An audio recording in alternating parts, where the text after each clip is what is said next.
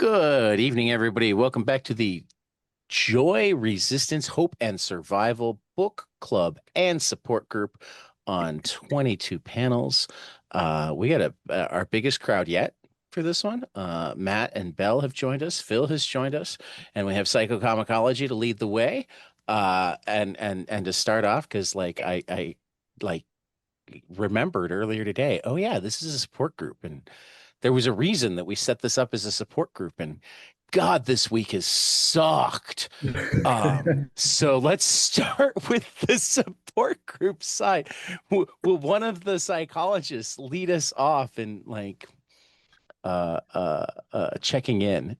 Absolutely. So, as one of the counselors from Psychocomicology, running a support group, a check-in just basically includes just how are you feeling? If you could sum up how your day, your week was, and a word, typically a sort of feeling word, what would that be? And I'll start just as an example. Lee's sort of checking in here and really excited for this group. I would say my past week has been exhausting. A lot going on, but exhausting would be the word. And we can just go around the horn. Whoever's next. Go around the horn.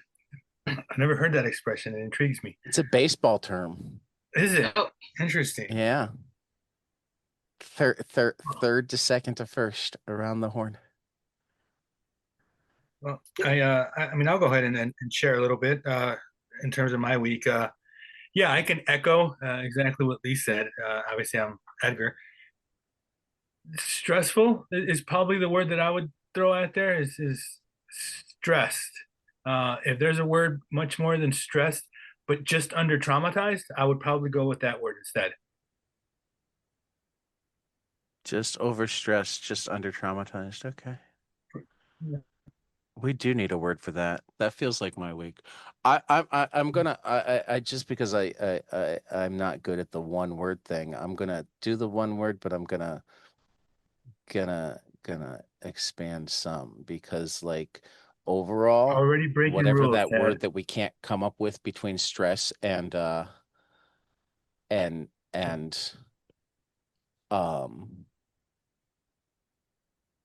between stress and trauma is the word, though I actually probably lean harder towards the trauma just because watching an apartment building get emptied out was like, wait, what? We need Black Hawk helicopters Mhm. for possible illegal immigrants and small children. Um, but I also kind of the sensory overload because I got to see the opposite, and this is where I thank Belle because seeing a ridiculously excited scientist get to do science stuff for the first time was a reminder that there's still people doing good things that haven't been touched by it yet, and that was really fun. So thank you, Belle. Of course. You want me to go next? Yeah, Go for it. you might be the only one here who's had a good week. I'd say my week was very busy.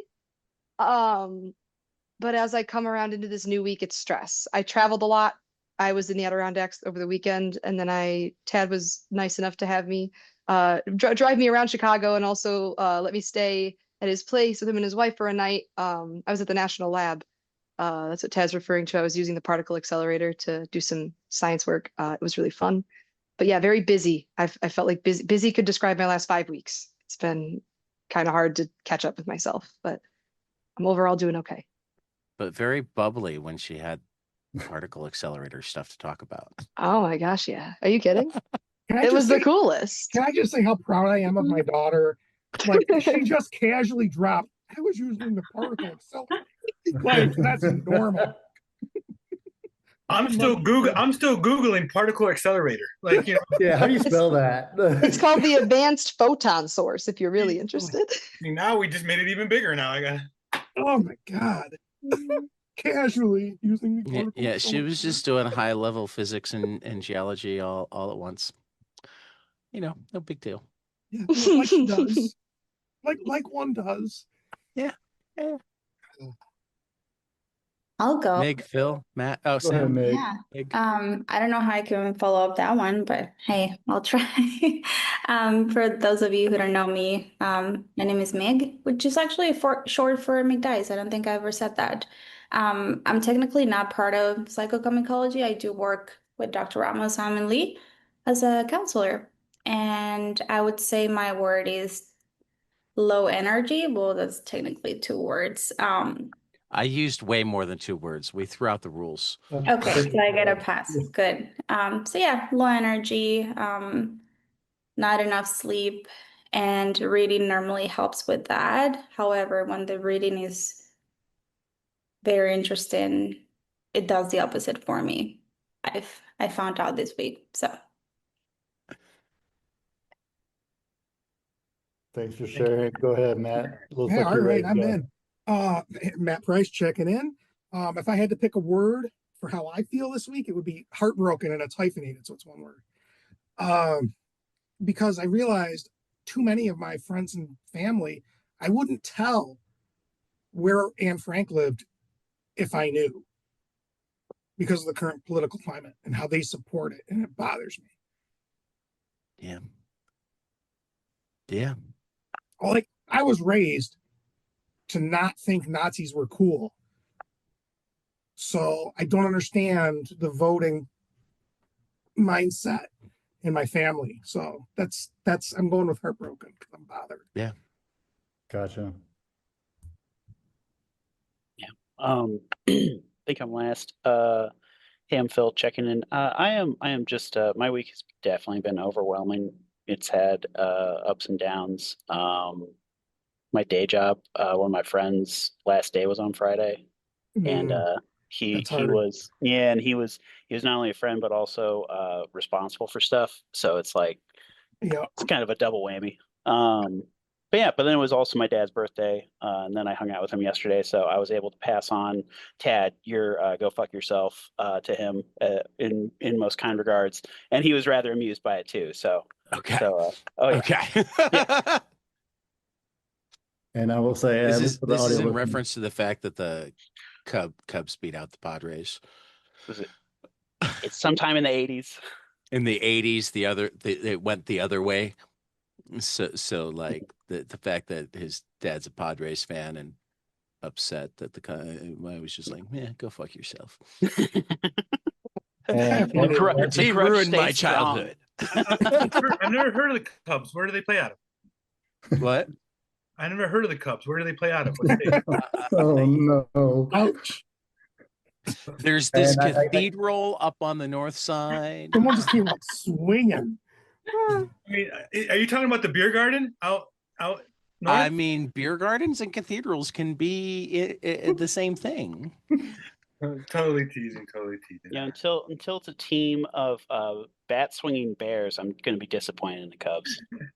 You know, Well, as sometimes happens in some groups, we have that one person that's just really silent and that never gets away.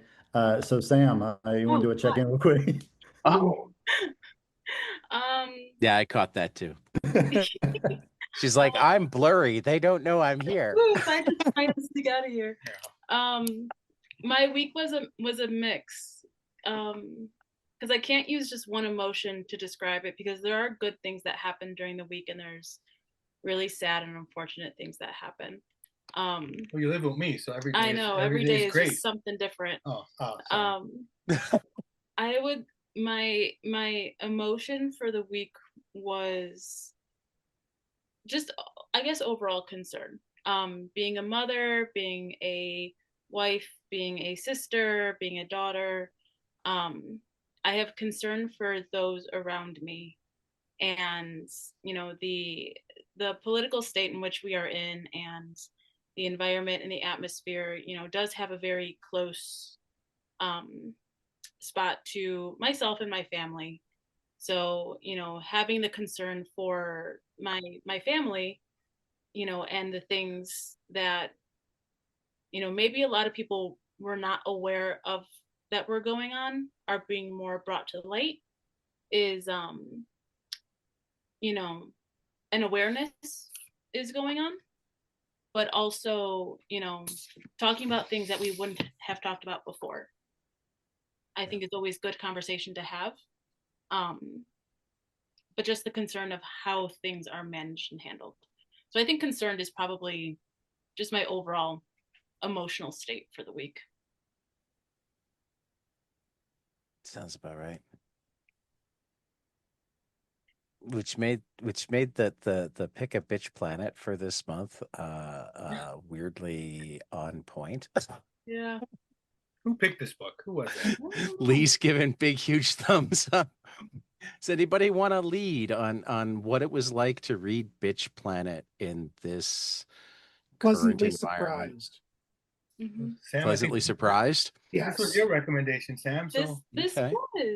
was, and it is funny, like how, like I'm not a proponent of like, things just happen because they just like God wills it to happen, like the divine mystery of the universe. But it is funny, how Bitch Planet happened, and it's these people that are non-compliant that are taken to a completely different planet and housed. And wait, did you just say these people? These people, Yep. these non-compliant people are being taken away and housed in a facility in which they, are regulated and, try to be reprogrammed and retaught how to be certain parts of society because they're non-compliant. I think it really does set a tone for the way in which people are treated in society. And Kelly Sue DeConnick, she does a wonderful job with the aspect of not only like feminism, but like of minority groups and like the people who fit the mold, the people who don't fit the mold, the people who are compliant and not compliant. I think it speaks as much to like a feminist point of view as much as it does to like a minority point of view. Absolutely. As somebody who doesn't fit in with society, somebody who has different, not even like necessarily values or morals, but perspective. Like they don't fit the mold that is supposed to be the mold.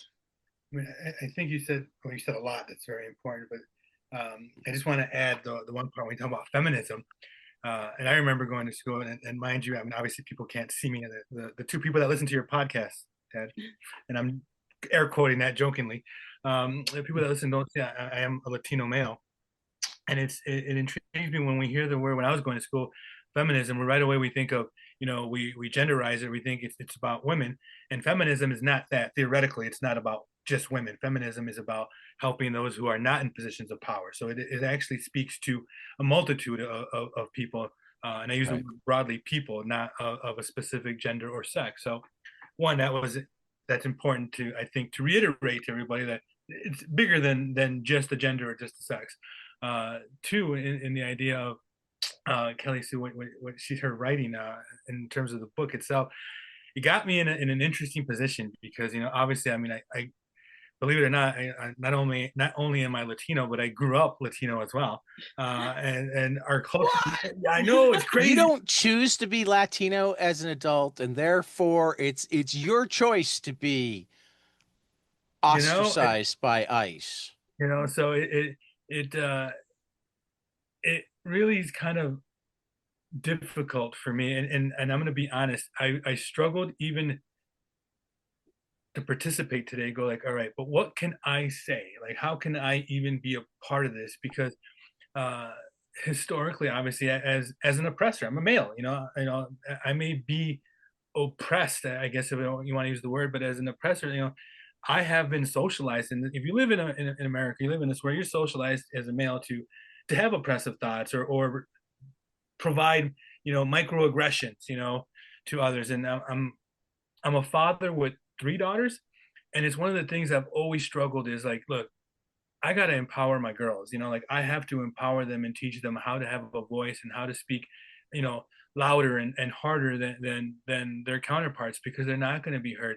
And I struggle with that because it's something that, I feel like a man telling them to do that, it's a struggle. And I have to do it myself as a Latino. I have to have a larger voice and stronger voice to be able to speak my mind, whatnot. So the book raised a lot of things for me that we'll obviously get into, but just at a baseline level, it was a hard read to get past issue 1 because it was like, oh, I kept putting it down, like, no, no, no. Yeah. I had to be in the right mind frame to actually read it. And then when I got into that my right mind frame, I read both volumes, and I didn't do the third one yet, but I read the 2 volumes of the graphic novel. And it's great. It's great. It's wonderfully done artistically and in terms of writing style.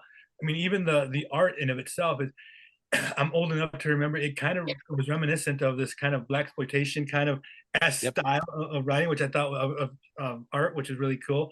And the writing itself was very kind of in your face and whatnot. But the thing that I want to put on the table is that the notes on there about the talking points of what to do in the group, I thought was fucking amazing. You know, it reminded me of when The Walking Dead came out and you had the Talking Dead, and it was like one of the first few formats of like group therapy about a show, and then she integrated that into the comic world. Is, you know, talking points, a group therapy about the book in of itself to guide you along a discussion. Like the intent is there. So I thought that's something that was just powerful. You know, throwing in your face to be able to self-reflect and look at, you know, with the ads to self-reflect and look at what society is feeding us. I thought was amazing. Just an amazing thing. So I'll start with that. And sorry, sometimes I'm long-winded. I don't get to talk much. I always have to listen. I'm paid to listen, so I don't get to voice my own opinions. Now I'm doing it. I echo, I think, everything you say, but like more so because I'm also a white affluent male. I'm right there with you, Tad. But then I think a lot about, and like the one difference being that he wasn't white, but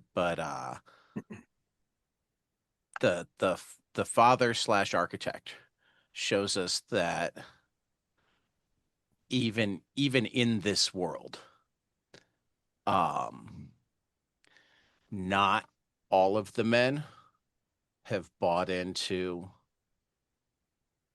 this full-on misogyny, though. I mean, it's also terrifying at like how easily so many of the men have.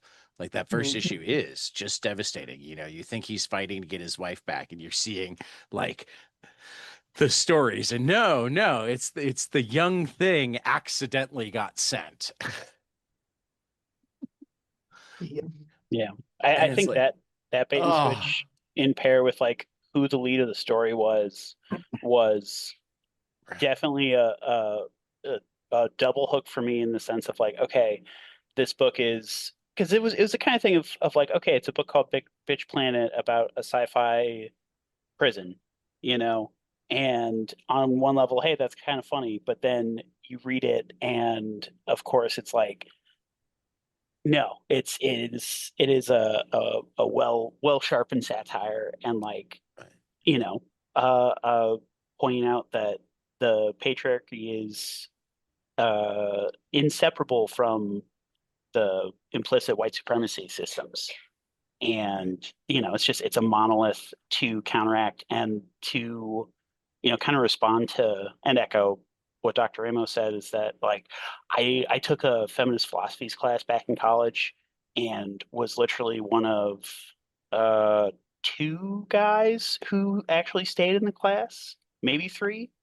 of you know, 20 other women. And you know, the biggest thing was like, hey, listen twice as much as you talk, if not even more, you know.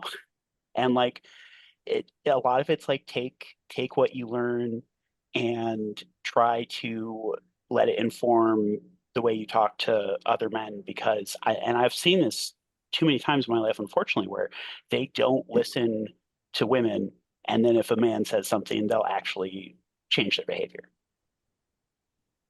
With that Or said, the we woman should will really say toss something, it to the women. and then the guy will say the same thing, and they listen to the guy like it was his idea. Yeah. Right. Yeah. Yeah. That's yeah. Oh yeah. So we have 3 really smart women in the room. I'm gonna say that the guys need to shut up for at least, say, 10 minutes. it's funny, you know, like having the feminist courses that we've gone through, and like learning feminist theory when it comes to counseling, and you know, being a woman who is like in pursuit of her doctorate, and having two small children. You know, I have a little boy and a little girl, and I always say, like, you know, it's my parents raised me to have a voice. You know, I'm half Mexican, half Italian, and they're two very loud they're two very loud groups of people. So there was no doubt that I was going to be, you know, I was going to have a voice, and they definitely raised me, you know. It's more than just the voice. There's a little fire back there. There's a little something there. They raised me, and they put me in a direction educationally, and you know, set me on a path to have a voice, and to, you know, achieve things that they were not able to achieve. So they, you know, they brought me to the next step than they had themselves. And you know, I always say my job is to now take my kids and put them to the next step than what I could have done. And I always say, like, you know, it's not for me to put down my son to raise my daughter. Like, it's to empower both of them, but more so teach him that, you know, your sister can do and be just as much as she wants. You can do and be just as much as you want. Lifting her up is not putting him down.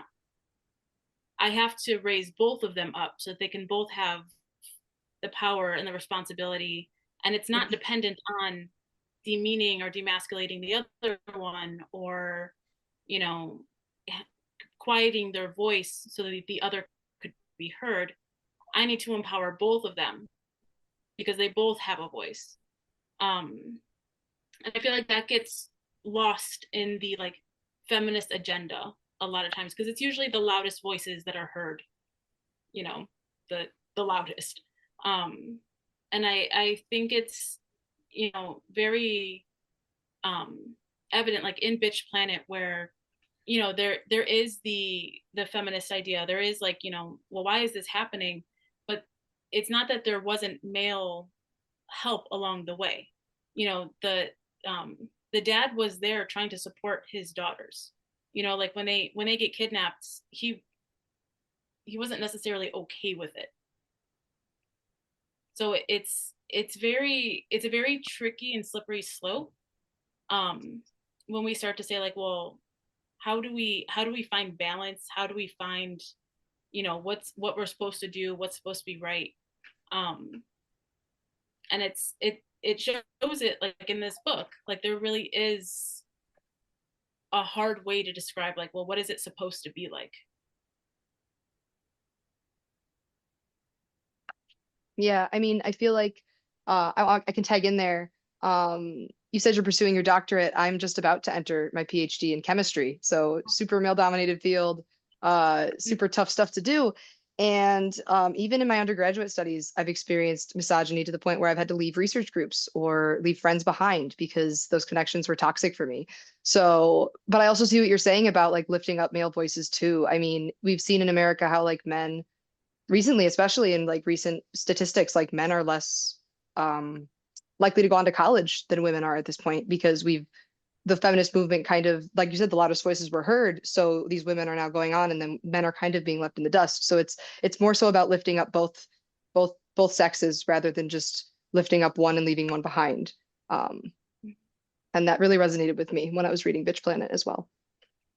Yeah, it's difficult. Like, when I was in high school, I went to an all-girls high school. So you would imagine that it would be like, go girl, like, you know, women can do it all. Like we have, like, you know, all these people come in and speak to us, and like female empowerment, and, you know, this is, you know, we can do it. Like, everyone can do it. But it's funny because my sophomore year, I had a teacher pull me aside and ask if I needed more help, you know, because I wasn't doing too great in her class. And she assumed that I couldn't read English.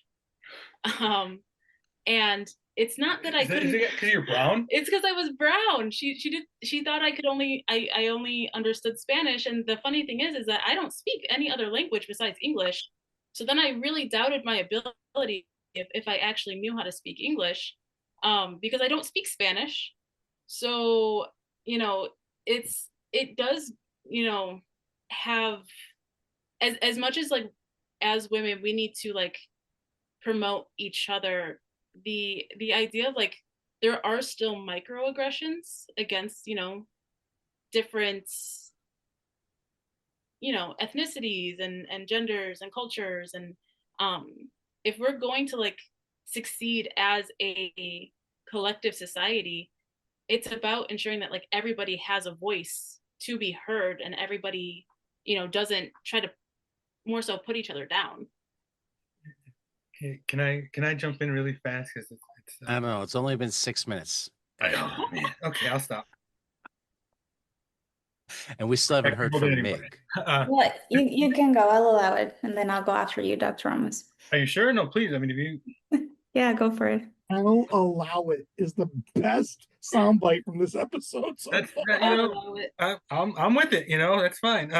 So this is what, because I'm sitting with this, and I'm telling you, it really evoked a lot of my old school memories, and I'll tell a little bit of a story. So obviously, I was, you know, in my doc program, which is many years ago. I always remember being called to talk about, you know, racism, or talk about, you know, how my experience as a person of color. And this is the thing that I've learned, because I don't know much. I would probably say I don't know much at all. I know very little things. But one thing I do know is that as a person of color, I hated being the representative to speak for my culture. And I'd always have to say, like, hey, you know, I'm only speaking for myself.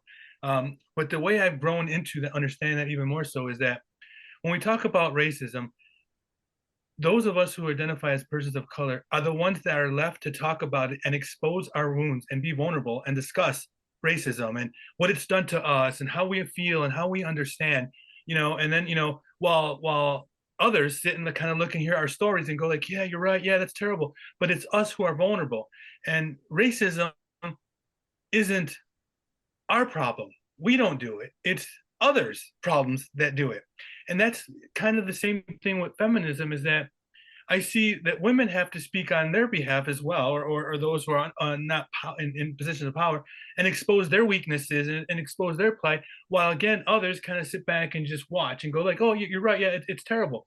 And it's like, misogyny isn't a woman's problem, it's a male's problem.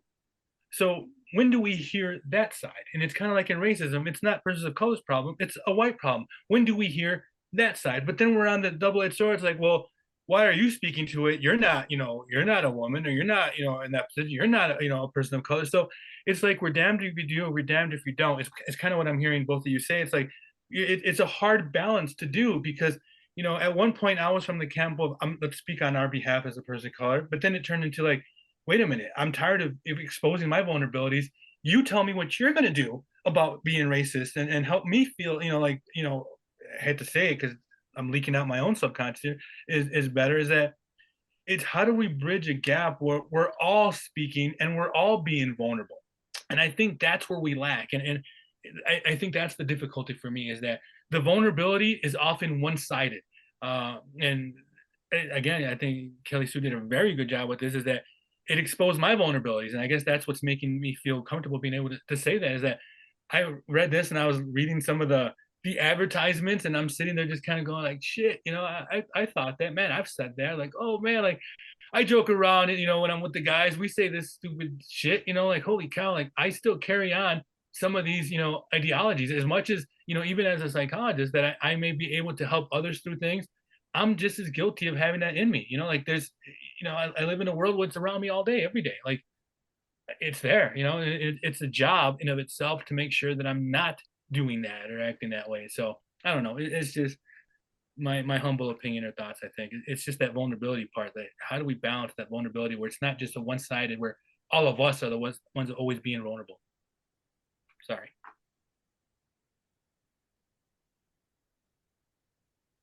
Awkward moment. Now I'm very vulnerable and all right now. No. I couldn't get Mig's you like, off. I now Well, regret ceding my time. I was thinking on how to answer that question, but maybe I don't have to answer that question. And I'll the allow word that and the word that came to mind was self-awareness, which is maybe it's not fully connected to being vulnerable. So I don't know if I can answer your question, Dr. Ramos, or maybe we'll get back to it. But something that a theme that came up for me as I was reading was intersectionality, and how when we have several identities, it's going to change the way that we experience the world, right? So it's not only having somebody who is a woman, but a woman who is a person of color, or maybe it has a different gender orientation. And it was interesting to see how, for example, you had what was her name? The guard. Was it? I think it was. I feel like it was. What was it? Is it Was it Whitney? Whitney? Yes, Whitney, thank you. So Yeah, no you have her, right? And she's a Caucasian woman and she's in a position of power, and all of a sudden events happened, and then she finds herself being part of the minority as a white woman.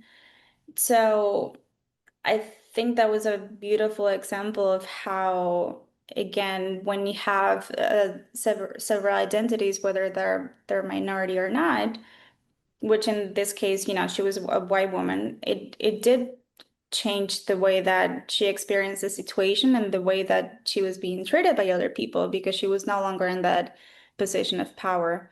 So, um, where was I going with this? Oh, going back to intersectionality, and I lost my train of thought.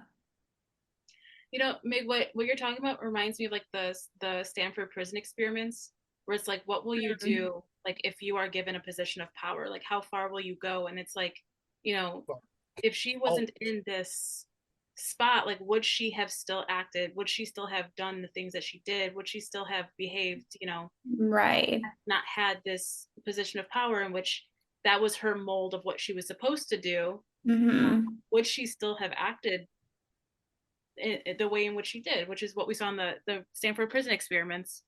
And it's so hard because like the idea of like conformity too like brings up where it's just like, well, as a woman like in a position of power, am I supposed to act like a man? And then it goes Right. like, well, then how would a man behave? How would a man act? And even if like you're acting the way like how it's such a hard dilemma, because it's like, well, then how does a man act? How does a man I behave? And then I it's like, agree with that. Can I jump in real quick? I'm sorry, I have something good to say. Throughout my degree, so I'm in the chemistry department at SUNY Fredonia. There is not a single woman that works in the chemistry department as a professor. The only woman in the department sets up the labs. She's lovely, but she doesn't have a doctorate and she doesn't teach classes. So it's interesting to be in that department, to be a high achiever in that department, and to be a woman, because I compare myself to one of my peers. We have an academic rival. We hold each other accountable. We push each other to do better.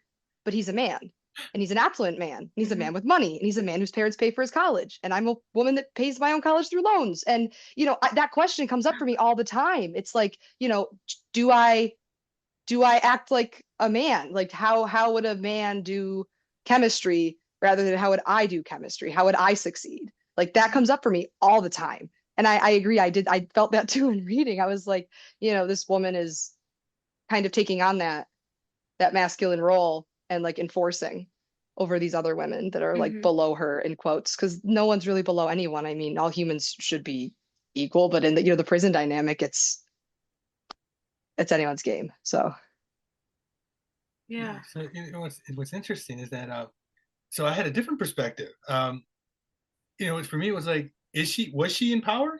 Because she was doing what she was told to do. But she was in a position of power over like the prisoners. So for me it was like perceived power, and the reason why because that's how I put myself. I was in her shoes, and is that like when I get put in a position of power, I always feel like I'm not really in power. I'm really just delivering the message that I'm told to deliver, and just delivering the actions that I'm told to deliver. But I don't have the power. I may have the accountability, but I don't really have the responsibility. Like it still falls on the leadership for me. So I still think that she was stuck in that male dominated, like she was just the pawn of the male game there. One, and I don't know. It's funny because my role is a little bit different, as you know, and I don't know. Lee can say this as well, but as a psychologist, I'm in a female dominated role, so I'm in the opposite kind of how I experience those things. Like I'm always seeing like, you know, can I be? And this is gonna sound awful, so but bear with me. I'm gonna be vulnerable. Is that I always question, can I be sensitive enough? Am I sensitive enough to do what I do? And it's like, holy shit, you know, I'm like, am I really saying in the back of my mind, can I be more female? Like, so this is the stuff that and again, I'm being vulnerable. It's like, that's like, holy cow, is that, yeah, it's good. The book is good. It evoked a lot of thoughts and a lot of emotional kind of stuff that came out. But yeah, it's just, I'm just throwing my thoughts out. So I Can just I tag on now? Please. So building on that, this book really teaches you that the only people that have any true power are the people at the top. Yep. You could be a guard and they could turn on you like that. Nobody matters except for the Allfather, whoever he was. I mean, Odin. and it's like, how do you not see this? How does everyone not get this? And it kind of seems like they're in competition with each other. And they, of course, are. Right. And the guy so they have the gracefully power, accepts. but they also have to worry about each other. If to acquiesce to acquiesce to the guy in front or Right. ahead, whatever. Yeah. Phil, you were about to say something. I'm pretty sure that this is a quote from Bell Hooks, but it was that the first violence that the patriarchy asks of men is against themselves, you know, in that like not feeling, you know, not feeling emotions, the fact that you know that you had that struggle because society was telling you that all emotion is feminine, you know, is like it's the lies that we receive from the external world that again it's the problem is outside, it's not within. Well, and that's where I can circle back around because like it's definitely within someone because like Matt said, the people at the top, you know, but at least down here in the world, it's definitely it's coming from outside. It's not from within ourselves, and it's a you know, it's a definite mind fuck to experience that burden of having to question yourself because the world is wrong.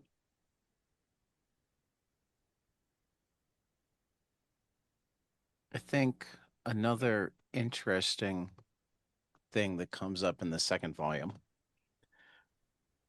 I mean, there are a lot of interesting things that come with the second volume, but one thing that struck me is that we find out that the women are in facility 2, and that facility 1 was the trans people. Mm-hmm. And it made it so goddamn relevant to today. Mm-hmm. Well, and then on top of all of that, the special cell was the female black president. Yep. Who'd actually accomplish things. You know, I mean, it makes it pretty clear that like, not only was she a female black president, she was a good female black president. And that was part of the reason that, you know, I mean, I was talking about this with, I think, Belle just recently. Like, the biggest reason that Nancy Pelosi got so villainized was because she was good at her job. Yep. Nobody ever had specific things to say. Oh, Nancy did this. She's horrible. It was like they just called her names because she was a very good Speaker of the House. She got shit done. And getting shit done when you're not part of the in group is like the cardinal sin, but like to admit it, it doesn't sound good. And this is actually where I'll go back to Dr. Ramos's question earlier. Like, the question I would love just once to hear answered when say Brett Kavanaugh is talking about how horrible it's been to his family, these horrible accusations that could mean that he doesn't get a lifelong appointment to the Supreme Court because he's an asshole.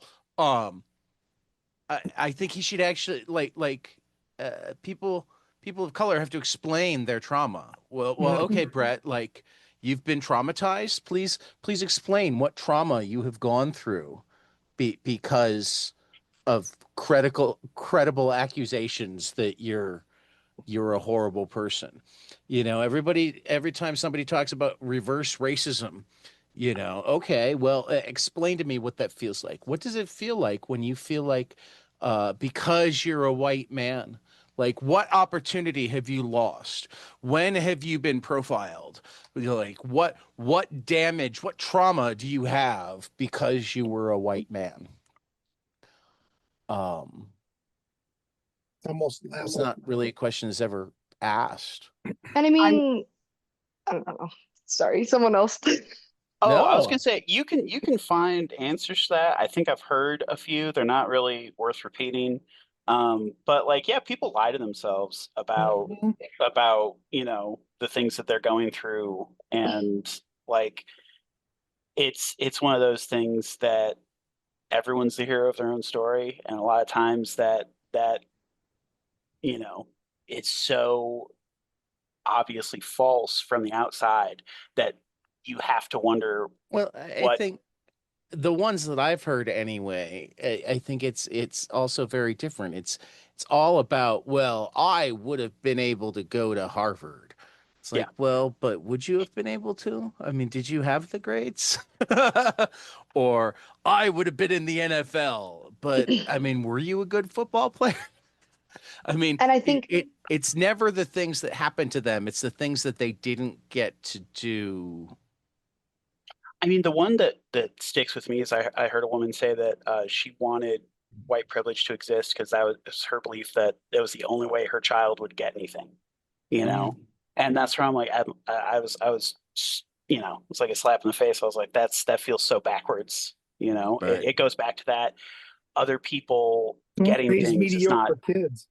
Yeah, well, right, like hard work and determination and that's 100%. ridiculous. It That's was, yeah. just But it's the mindset wow. that other people getting things is being taken away The from them, whether they ever had it or could have had the it or not. listeners missed how hard Belle leaned into her camera when Phil said that.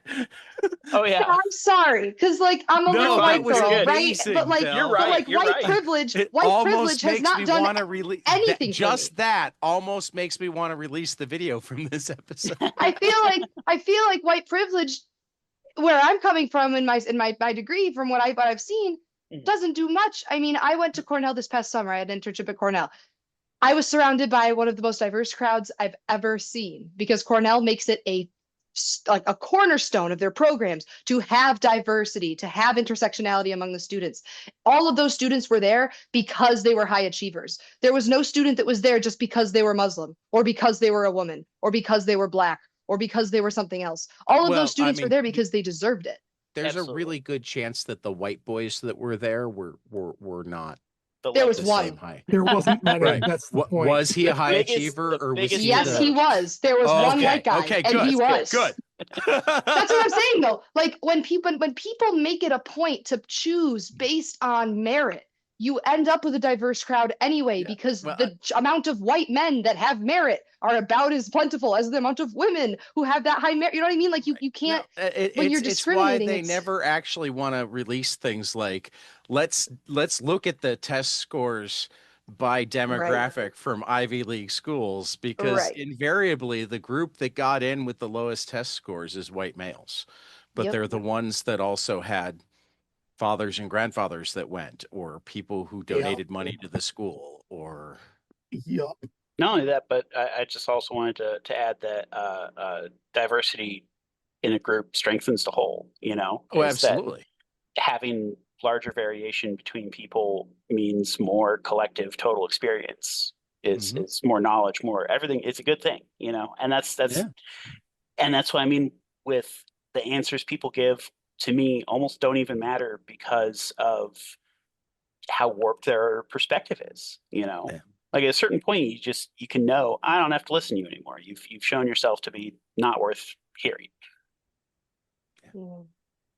I mean, from that point, like you can really take a look at Penny's backstory, I feel like, in this book, where, they go through like her being taken back, and then like her outburst at the muffin shop. Like that really spoke to me in terms of like she was never appreciated for her merit. She was only appreciated for being a woman, and not even for that. And what did she ever get out of it? Right. You can try so hard to fit in. You can try so hard to do what they want you to do, and you can still get nowhere. Well, so to piggyback off that, in like the second volume, there's a diagram. It's like, is she a feminist? Warning, warning, warning. And it's like, what to look for? And it's like, she might be fat, but she also might be skinny. But she might have really thick legs, but she also might have really thin legs. And She her might arms wear might look like a glasses. man, and Her contacts. but she might Yep. also have really soft. And it's like, okay, so she might wear glasses, or she might wear contacts, or she might have perfect vision. And it's like, well, so what? So That's everybody. it's everyone. You're all Like, feminists, We're yeah. all like, Yep. what do you mean? And it's so hard to like, you know, what are we supposed to look like? Like what is a good average person supposed to look like? What it does is that the idea of imposter syndrome. Yeah. You know, I mean, to this day, I still get called when I see people like, "Oh, you don't look like a doctor," and I have to sit and go like, "Well, what the fuck am I supposed to look like?" You know, I'm like, I mean, obviously, I'm tatted up, I have long hair, I usually wear jeans, you know, in my office or whatnot, but I still get asked that. In fact, today, Lee knows I was pissed off as hell today, which is probably why I didn't want to talk today. Is I went to a comic shop and they wouldn't let me look at a $60 book because he said, "Well, no, I can't. You can't look at that one. You can't open it up." And I'm like, "What?" You know, I'm like, "Huh, okay." So as I move back and try to take a breath, and mind you, I'm with Lee. He follows us to the back and closes the curtain so we can't look into other. And I'm sitting there like, I'm not gonna fucking steal anything, motherfucker. You know, I mean, and I'm like, I'm getting, and I'm still pissed just thinking about it. Like, it's that idea of like how this perception of how you look means something, you know, and I think that's how this is, you know, when you look at Penny, her perception of herself when they had her on the screen, like how she and she was still her. Yeah, like And her, it's just her like ideal, beautiful self. what's still her, Yeah. and it's just like I thought She that was to me smiling. that was fucking amazing. I wanted it. Yeah, to you know, because I'm like, yeah, I mean that was great because like I suffer with I still like I'm 51 and I still feel like fuck, am I really a doctor? Like I still suffer with imposter syndrome. Why? Because I get told that every fucking day. It's like you don't look like a doctor, you don't talk like a doctor, and it's just like holy shit. Seeing that, I mean, again, you know, when people misunderstand feminism that it's just about women, it's not. It empowers people, those of us that are not in positions of power, and that's the beauty of it. And that's one of the beauties of that. You know, it's amazing. It's interesting, like in my personal life, like I always have to go back and be like, well, have I ever experienced these things? Because I have a very interesting personality in which a lot of things are just like, oh, like they were just having a bad day, like that was really weird. Where then I have to go back and think like, oh, that wasn't just them having a bad day, like that was a really bad situation. But I remember being a child and talking to like a friend of a friend's mom. You know, she asked what I wanted to do when I grow up, and I said I want to be a doctor, and she looked at me and laughed and said, "Not with your 2-cent last name." And I'm like, oh. And at that point, my last name was Chavez. So I went from Chavez to Ramos. So I really still Latino. Yeah, I couldn't get any more Latino than that. But you know, it didn't really hit me until years later, like going through grad school, getting my education, where I was like, this was another woman, a grown woman, telling a little girl who wants to be a doctor from, you know, Chicago. We're all living in Chicago. We're all living in the same demographic situation. She's telling a little girl, not with your 2-cent last name. And it's like, what? Like, I've had to struggle within myself now, like looking back and realizing these people that were more or less there to keep me down. Maybe not realizing it at that moment, because I do have a personality where it's like, oh, it just kind of rolled off my shoulder. But then having that imposter syndrome later on in life where it's like, oh, do I have a 2-cent last name? Is that what people think of me? Like when they look at me, is this how I'm perceived? And it's like, no, like I can carry myself. I have my own worth, my own value. So it's just always like reading this book brought out a lot of that in me. And I think the idea of perception and how people are perceived is also something that Kelly Sue deals with a lot in this book, and I really liked that she dealt with that because, like what you just said, like feminism is not only being able to be so sure in yourself and how you are perceived, but to not care what others think, which I struggle with heavily still. Because, I don't know, I'm 21. Like I don't know anything yet. I'm not even, out of undergrad. I've got so much longer to go. You I've don't got so many know things to figure anything, out. but we let you play with the nuclear toys. Yeah. You're playing Oh, with a come on. particle accelerator. That doesn't make me feel much better that you can build a black hole. And Is this Oh, no, timeline no. your fault? It was just X-rays. I promise, guys, it was just X-rays. It was just X-rays. But no, But the idea of perception is really big in this book too, and that got me thinking a lot about like how I see myself, similarly to how Sam, you were just saying like your imposter syndrome and how you see yourself. Also, so sorry to hear that comment was made. That's horrible. That's like actually awful. it That's took me so much like It's disgusting. it like just happened last year where I was like, wait a minute, she said Oh that my to me. gosh. It didn't happen last year, but I'm still saying, like, it took me years later after this event to like really think Wow. about it. Like while I was getting my education, while like, I was having one of those late nights after doing research where I was like, oh, this lady said this to me when I was like 8. That was really weird. Like, why would she say that to me? but And it's also like, the memory stuck.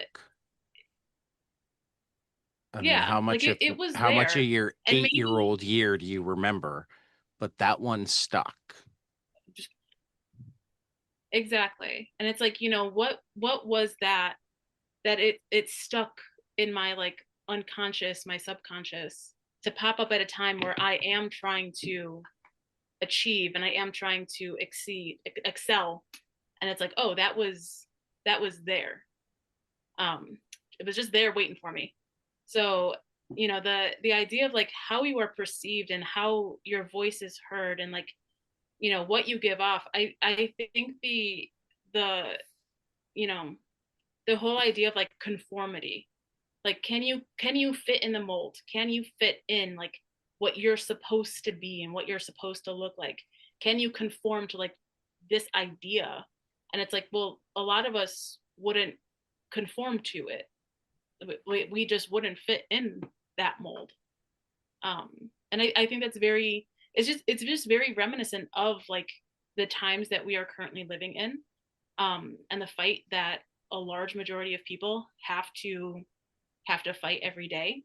And I didn't pick this book, and maybe I did suggest this book because I feel like it fit the the time that we're in. But it really did, when I was reading it, it made me feel like, you know what, like we can do this. Like maybe I won't start like a uprising. Like I'm not gonna go out there and start like murdering people, but Why do you go straight to murder? maybe I will. I don't know. I'm not. This is recorded. Just kidding. But maybe there is something being to, like, nonviolent doesn't mean that you don't have to be polite, or that you have to be polite. I listened to Roxanne Gay on Pod Save America today talking to Alex Wagner. It was a really good talk. One of the things she talked about that brought her joy recently is the way people have dealt with ICE agents in LA. Is they've figured out what hotels that they're sleeping in and had parties in the parking lot and set off horns and played loud music, and they're not doing anything violent, but they're not letting them have a good night's sleep. No, it's funny because I was thinking about this podcast because we've been watching Peacemaker, and I'm not going to give any spoilers out for anybody who hasn't watched Peacemaker, but there's a very specific. Love Peacemaker. Sorry, I knew my dad was coming in for that one. I won't give spoilers for those who aren't caught up. But there's a very specific scene in which somebody says a speech about, I won't always be there to like fight the big fights, but I can have a voice for like injustice, and I can do something. And it might not always be like to a grand scale, and it might not always be like against a super villain or a monster, but I can fight injustice when I see injustice in front of me. And it just, all those little tidbits that are just kind of thrown at you, and what you take from it is, is what you need. Like you always take what you need from the media that you're consuming. And I just, having the resiliency to go on and say, you know what, like shit is going to happen, and maybe I can't fight the big fight, maybe I can't start an uprising and lead a rebellion, but I can fight for the injustice that's in front of me. Beautifully said. Thank you. Very, very nice. And we're running up on the time for psychologists because their boss scheduled a meeting for tonight. Edgar. I'm trying to maintain power here, Ted. I still have the whole power. So if I may, can I just add one thing? Yeah, I was about to say, so any last comments? Yeah, I definitely, even in this conversation, I find myself, again, I find myself needing to shut the hell up because this is one of the parts where I need to listen, right? As a cisgender white male. Um, there was one panel, and I'll try to sum it up as quickly as I can here, but there was a panel with the head honchos, if you will, the CEOs, as it were, of this sort of decision-making process, and they were behind screens. Everyone was on a screen, and they were making decisions about these people. And that panel hit me very hard in that first volume, because how many people in power, how many people in that position make decisions about how people should act, how they should behave, what they should do, what they should wear, all these different things. And above all, they're so distant. They have no idea. Not only of the fact that they're male and majority white, but they're making decisions for people without even remotely knowing what they're going through. And to me, it came down to again, credit to Kelly Sue DeConnick, how she was able to embody that in written language of yeah, there. And Valentin Landro with fantastic visual Thank story you. tonight. It was how distant and disconnected they were, but yet at the same time they still had control. And that sort of how fucked up, excuse my language, but how fucked up that system is. Well, the In that sort disconnected of isn't format. even an accident because they know that the decisions will be harder to make if they know anything, and also that like if they're on the ground, they are in danger. Mhm. It reminds me of one of the things that stood out to me in Ryan Bussey's gunfight. Ryan was a gun executive who wound up being, went through the transition in the militarization and radicalization of the NRA and became a gun safety advocate instead. He left the industry and now fights against the industry. But one of the things that like he noticed was when like executives started putting bulletproof glass up in the entryways of their office. It's like, oh, everybody's allowed to have a gun, but we're gonna protect ourselves even more. Right.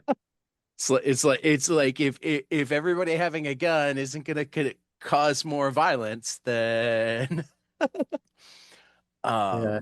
Especially with the systems here too, right. and So school from. like the way the powerful separate themselves is kind of tacit acknowledgement that they're doing things that are going to cause trauma and pain and possibly unpredictable behavior. Mhm. Yeah, any other closing thoughts? I'll just leave with this quote that came from my multicultural professor in grad school, and her big thing was slave narratives. So we actually had a lot of focus on slave narratives, and I don't remember where it came from. I think it was just in a letter. So take this for what you will, but uh, it was a sort of known truth where slave owners would never look their slaves in the eyes. And the reason for that is because once you do, it makes them human. So, Yeah. and how powerful that phrase was. And even now, it's like, yeah, I'll probably never ever see a senator or a president. They'll never look me in the eye, but yet they get to make decisions or uh, control, air quotes, me and these sort of things and policies, and they'll never know me. And I think that's in this writing, what I saw in this book was, yeah, very clear. It's like, yeah, you're not human. And we, Uh, let's face it, all we are. right. I mean that segues so perfectly because I already told everybody I'm calling an audible. I need a happy book next week. So I'm being the benevolent dictator.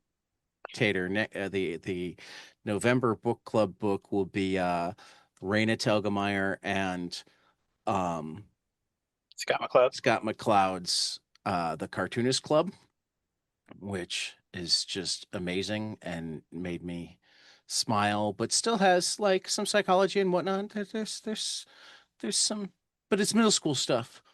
I mean, not that middle school stuff is not hard, but you know what I mean. Um, but then as this conversation was going, I was thinking to myself, it's also way past time that we read Big Jim and the White Boy. So for December, I'm going to say Big Jim and the White Boy from uh, David F. Walker and Marcus Kwame Anderson. And I'm going to say extra credit for December. I don't think I want to do this one as a separate book, but I think it would play well with it. It's a wonderful graphic novel called Wake, The Hidden History of Women-Led Slave Revolts by Rebecca Hall and Hugo Martinez. So I think that would be a good companion piece. Um, but I think the conversation itself will center around Big Jim. But for those listening along, those are the next couple of books to read, and a third that's totally worth reading for Psychocomicology. This has been the Joy, Resistance, Hope, and Survival book club on 22 panels.